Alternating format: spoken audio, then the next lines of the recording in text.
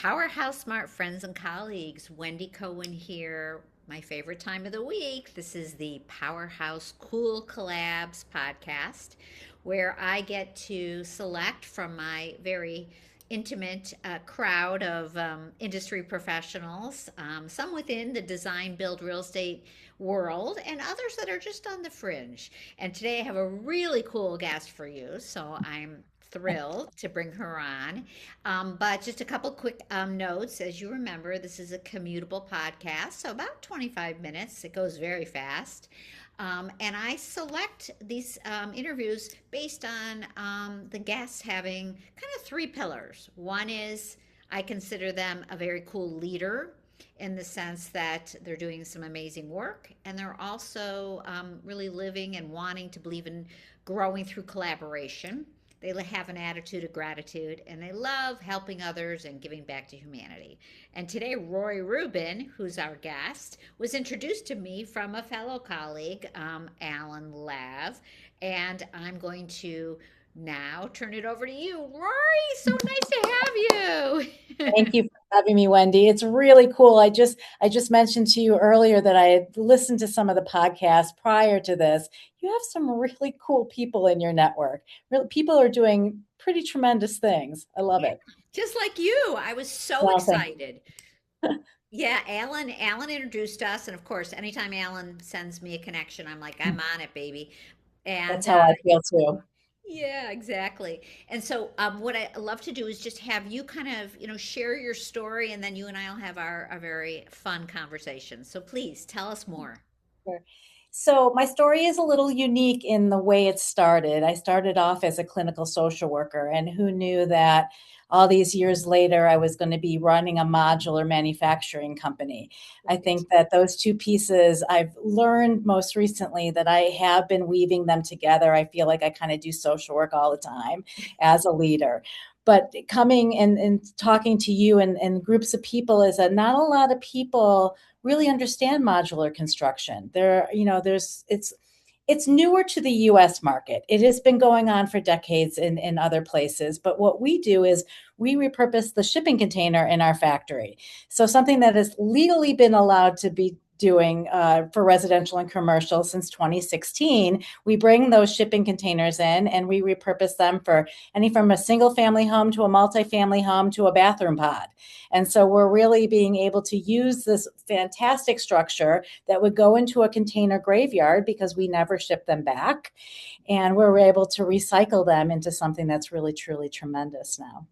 Wow. So, I mean, my God, talk about recycling and using, saving precious Mother Earth. And when you and I first met, you were telling me how many shipping containers actually arrive here in the United States, and to realize that none of them are, many of them are not repurposed. I'm just curious, how did you even like find shipping containers from clinical psychology? Yeah, the joke that I often share is I was in my late 40s. This was 7 years ago. And I was having what I would guess consider my midlife crisis, which is I'm not purpose driven and I need to be doing something that's bigger than myself. And my dad was an architect, and I grew up around construction. And I started poking around. And how did my husband and I, who were about to be empty nesters, how could we start to live more sustainably? So I found the shipping container had been used for decades in other countries. And I'm like, this is really cool. What is the US market doing? Very little. They're doing some, but very little. I said, this is what I want to be when I grow up. And so I turned to Dan and I made that comment. I want to start a business. And the joke was, I think you're having your midlife crisis. Do you want to have, maybe a car instead of a business? I said, oh no, you're going to be in my journey with me. We're starting a company. And so that was 7 years ago, and 4 years in our factory. Here we are doing some really cool projects. That is great. I love that because, of course, that pulls the single thread through attitude of gratitude and giving back, and you, being a successful, already having a first career, and then really finding something that you have a passion for. So, for the audience here today, there is still hope. It doesn't matter how old you are. She's young, Rory's young, Yeah.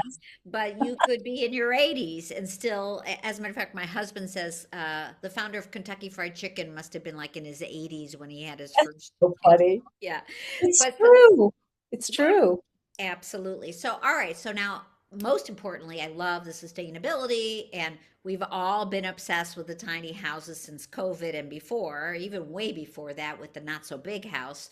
So, and of course, you and I both have a relationship with Susan Fredman, who was doing container homes in Harbor Country in Yes, in Michigan, Michigan.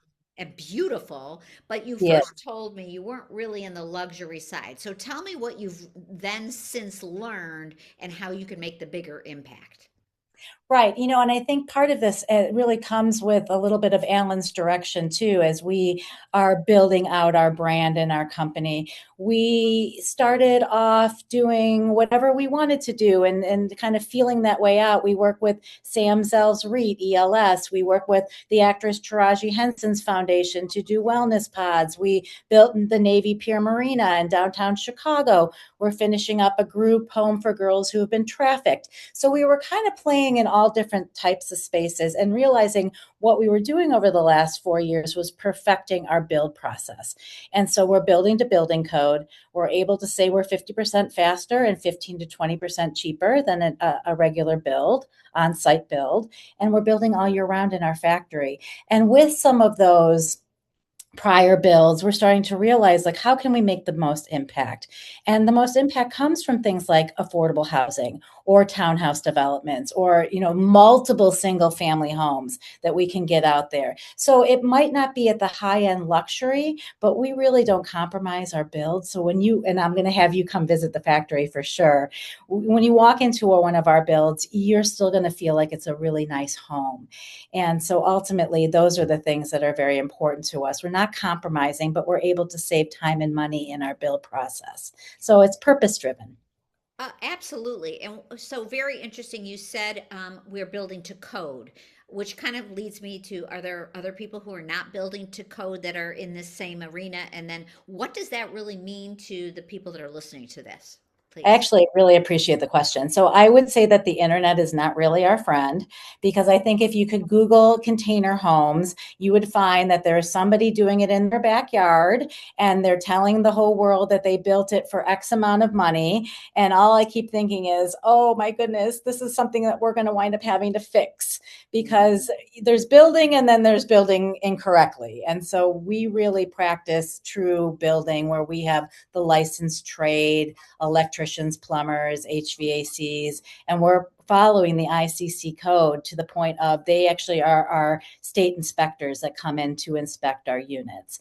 And so we know when something leaves our factory that it's built to last with lower maintenance and it's built correctly. Where a lot of people who just want to dabble think, oh, I can pick any old shipping container and it must be really cheap and I'm just going to bring it in and build. And unfortunately, it's a lot more complicated than that. And we've had years to learn and craft our builds so that they're done correctly. But I do appreciate the question a Oh, lot. it's very important. And, I kind of always say, being a recruiter on my side shuffle, I realized that I would never place my kids at a company I would never recruit for a company where I wouldn't place my children at, meaning they have a company culture and they believe in, work-life balance and, humanity. And so you said to me, I would live in one of my container homes. So if that's a testament to itself. So you also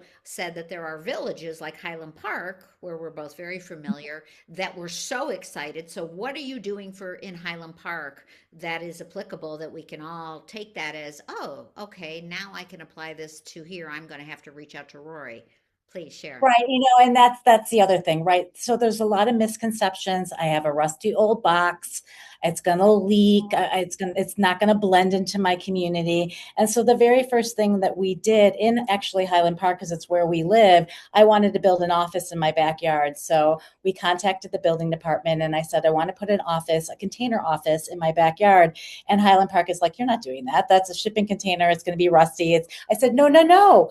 I'm going to be using what we do is a one-trip container. It's only crossed the ocean one time, not to be returned, and it will go into a container graveyard if we don't recycle it. And I'm going to blend it in to my 100-year-old English stucco home.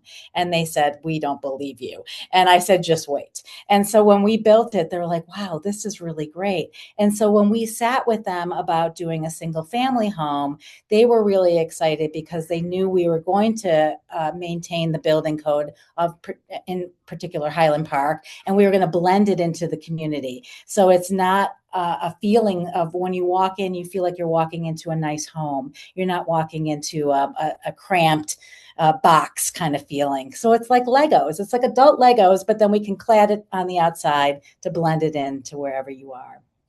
So it's not just that it's the building codes as far as longevity, it's also architecturally really Yes, trying to, and there might be architectural guidelines, and I'm sure you can follow them. Do you for use an sure. architect to help you with the exterior? We We do. Okay. We actually have licensed architects and one that's local to us that we've done many of our builds with, Clifftown, and really to make sure that we have licensed architects and engineers on our team so that we're building the whole plan from the beginning correctly. And then that makes the clients, but it also makes the municipalities comfortable when they see that too.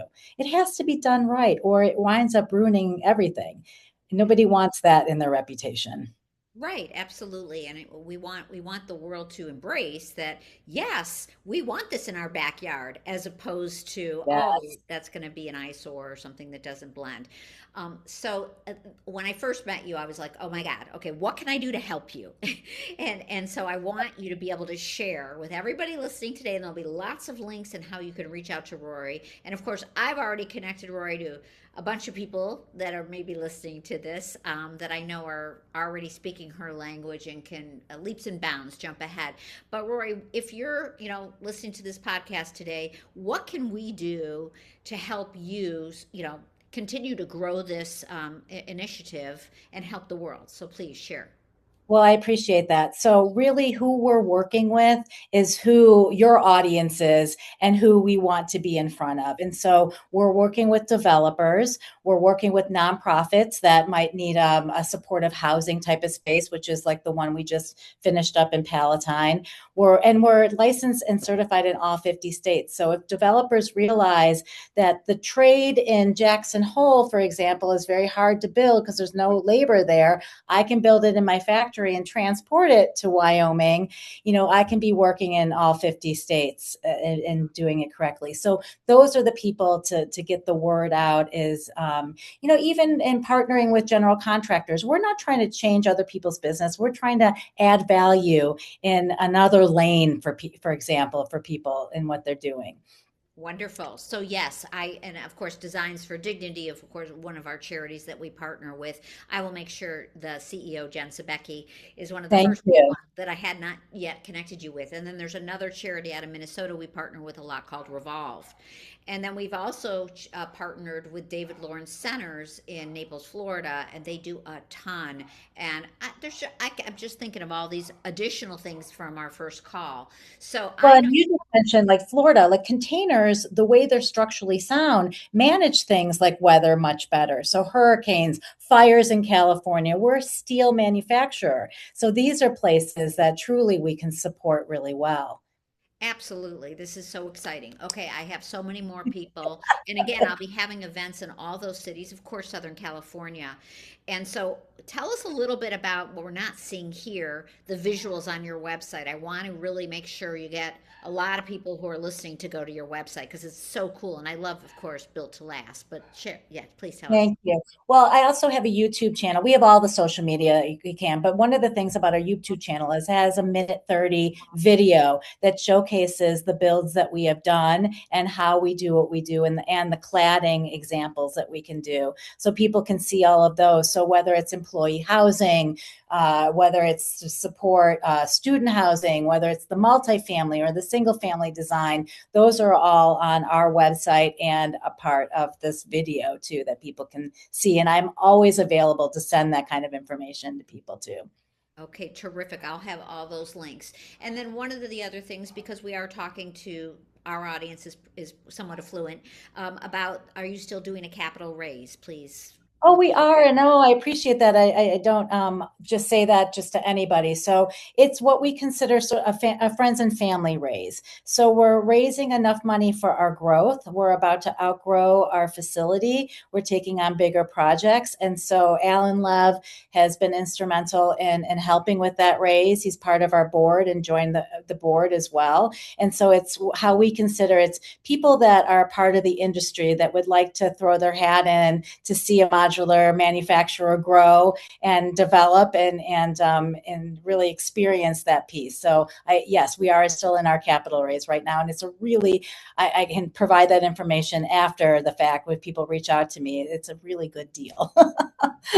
No, it sounds amazing. And so the other thing we talked about was anybody who has connections with the powers to be, the political system. You know, we all talk about, homelessness and, the crisis for, low income housing. Yeah. So what kind of political professional, what would be the realm of what department they're in? If we know of anybody, or you're listening to this today, you're the people we want, we want to come together and help each other. So what would that be? So anybody who's involved in economic development. So we have sat with locally in the Illinois area, people from Cook County, DuPage County, and Lake County, and they've taken tours, and so that they can wrap their head around that this is an opportunity to provide more housing in their area. Everybody's coming back saying that there are thousands of houses short, and we have a massive housing crisis in the U.S. And I'm not talking, the homeless. That's a whole separate issue. I'm talking about even just middle market housing and that whole missing middle concept. And so anybody who's in the economic development piece, we're partnering with Habitat for Humanity to do one of their first houses here in Lake County. And so any other habitat, because to know that we can literally get you homes in other parts of the country very easily. Those are people that we would like to connect with. Great.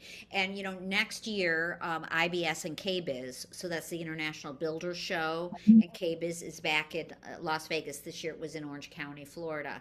And I usually go every year, and I will be there next year in Las Vegas. The Home Builders Association, I mean, a lot of those contacts are within our world. Love to come and join me. Maybe we'll go to the Sphere. I would love that. I will join you anytime. I think that's great. We have our own with the Modular Build Institute. We have the modular show that's in Las Vegas that I attend, but that's just with my peer groups. There's a lot of other builders out there that haven't adopted a lane for modular construction that probably are really interested in seeing what it means and what it could be. And I'd love to be a part of those as well. No, great. It would be great connections for you. Okay, excellent. So now a little bit more about Rory. So Rory, you started off that, here you were in your life and you wanted to fulfill a purpose. You weren't quite sure where it was, and then your dad being an architect was the impetus. How are you living every day with an attitude of gratitude? What can that be, and how can we inspire whoever's listening to go and find that within themselves? Well, I love that you started off the podcast saying that you can be any age to figure out what you want to be when you grow up. And so that is something that I'm able to share with my children who are one just graduate college, one still in college, to say, you might find your path being completely different in 20 years. And that's really okay. You want to like what you do, and you want to show up at work every day with that purpose and that feeling that you're doing something that's maybe bigger than yourself. And also for all the women that are out there in construction, we're slim, but we're mighty. And it's being able to show women that you can be a leader of something that might not have been something you thought about when you were growing up.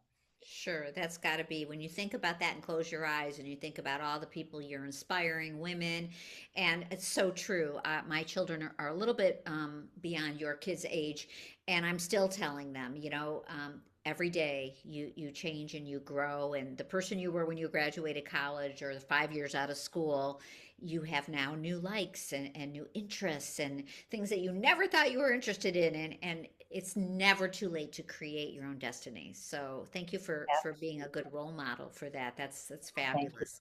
And as far as, helping humanity, tell us a little bit about that one project.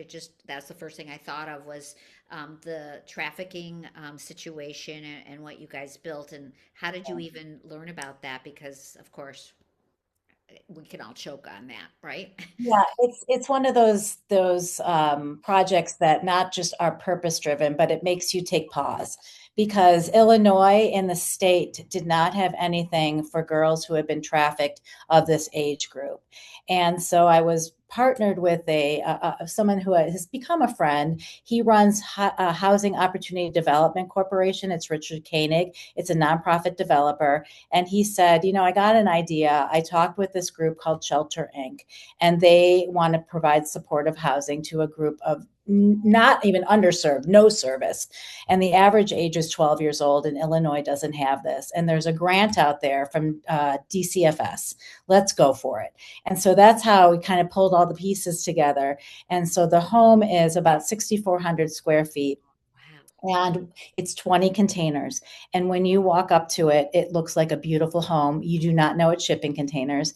And all you know that the structural integrity is going to outlive most of our wood frame homes. You walk into it and it's just a beautiful space. And so from that standpoint, it really is something that we can all look back. It took many, many people to get this to happen. And we can all look back and say, this is meaningful. And hopefully we can recreate this again.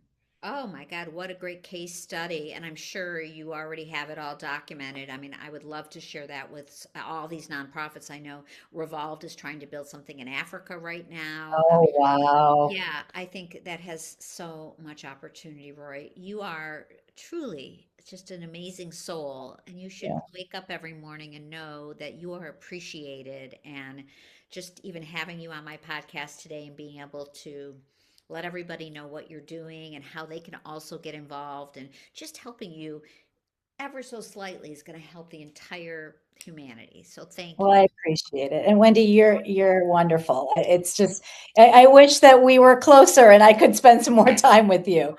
It's Well, always yeah, but you said I want to, and I do, and I am gonna, I travel all over. I'm on the West Coast right now. I'll be in the Midwest and on the North Shore, where you are, for about 6 weeks. I got a lot of events going on. We've got the Luxury Summit. I really do want to schedule what we call a hard hat tour yes. where we bring luxury industry professionals. Usually it's no more than 1 hour, and Hmm. we meet in front of the project and we meet everybody who is involved with that project, usually the builder, the architect, the interior design, landscape architect, in Hmm. your case, whoever the powers may be. And then we take a guided tour and see all the things, learn the scope, lessons learned, what did it cost, all the things that, you know, the industry professionals want to learn, not the consumer. And then afterwards we go and network. I would like to schedule a hard hat project tour, and I'll catch up with you myself Yes. first, take a quick tour myself, and then we'll get it on the calendar.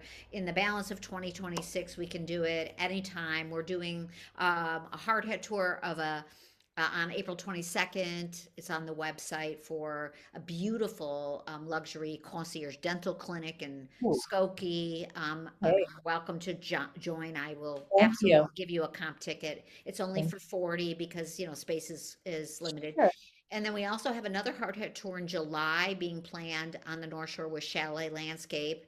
And then we're working on another hard hat tour in Lake Geneva, but we commercial, nonprofit. Love that. Yeah, so this is perfect for us. We're going to do this. I will reach out to you after this. And again, blessings to you. Thank you for, sharing and being part of this. And I can't wait to take it to the next step. Thank you so much, Wendy. Okay, everybody, you're going to have all the links and everything to reach out to Rory. And thank you for being with us today.